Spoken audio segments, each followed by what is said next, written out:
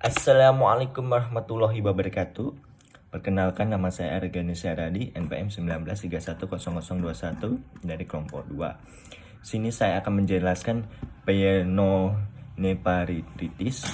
Nah, definisinya itu pyenophrititis adalah infeksi saluran kemih bagian atas yang meliputi parenchym dan pelvis renalis. Nah, pyenophrititis ini hampir selalu berasal dari infeksi saluran kemih pada penderita dengan uropati obstrusif atau reflux vesiko-uretal yang berat. Nah,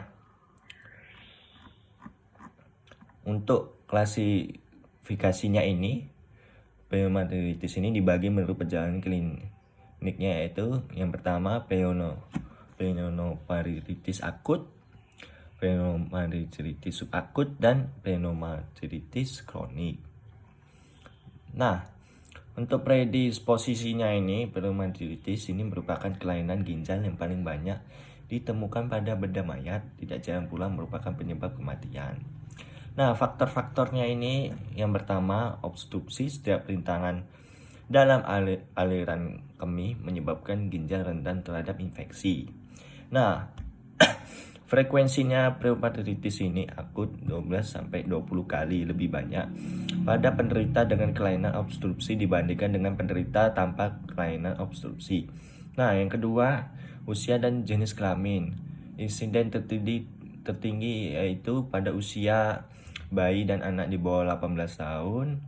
Wanita dalam hearing aid merupakan kehamilan yang sering ditemukan disebabkan oleh penekanan pada saluran air kemih oleh oritus yang membesar dan berkurang tonus ureter yang fisiologisnya selama kehamilan. Nah, yang terakhir, usia lanjut akibat obstruksi saluran air kemih pada wanita oleh karsinoma cervical dan pada laki-laki oleh hiperplasia atau karsinoma prostat. Nah, yang ketiga, stumasi saluran kemih.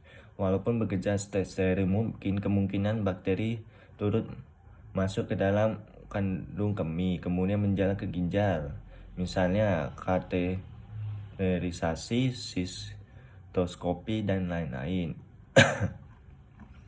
Nah, untuk etiologinya ini, apabila terjadi infeksi pada vesika uriner bakteri dengan mudah akan mencapai saluran kemih bagian atas, baik pada penderita dengan refleks vesikular retal atau tidak. Umumnya, bakteri penyebab pyenophrititis adalah bakteri gram negatif, terutama E. coli, Aerobacter aeruginosa, Pseudomonas, sedangkan bakteri gram positif yang sering dijumpai antara lain Staphylococcus aureus dan Staphylococcus facialis.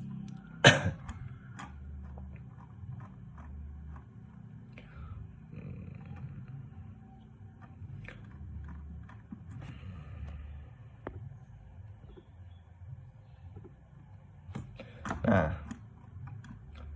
Bacteria ini merupakan salah satu dasar diagnosis ISK yang harus dibuktikan adanya dengan biarkan urin harus disingkirkan adanya konsumsi sejak tahun 1960.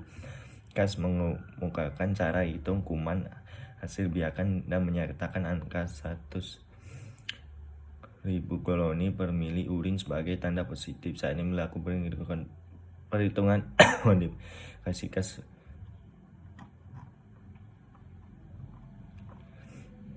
Nah, untuk patologinya ini makroskopis ginjal membesar dan hiperemi. Pada permukaan subkapsular dapat ditemukan abses berwarna kuning di klinik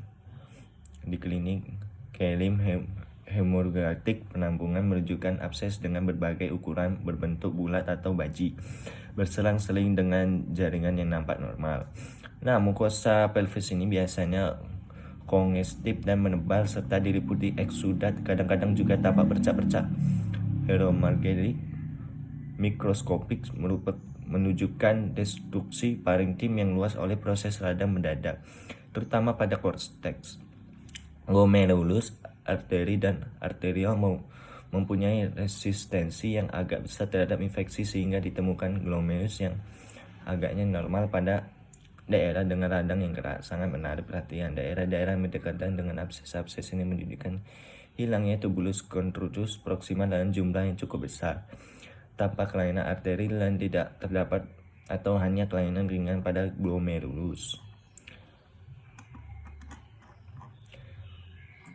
Itu saja penjelasan dari saya. Mohon maaf bila ada kesalahan kata. Saya mohon ampun. Wassalamualaikum warahmatullahi wabarakatuh.